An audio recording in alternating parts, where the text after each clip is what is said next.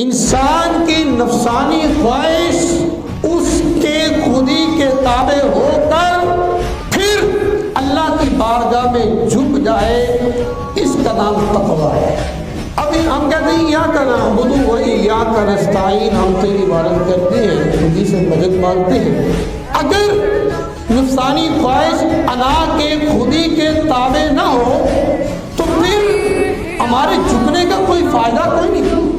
جب ہم اللہ کی بارگاہ میں رکوع کریں، سجود کریں، جب تک ہماری انا، ہماری خودی، ہماری ایگو، ہماری سیلف نہ جھکے گی، اس وقت تک رکوع سجود کا کوئی فائدہ نہیں۔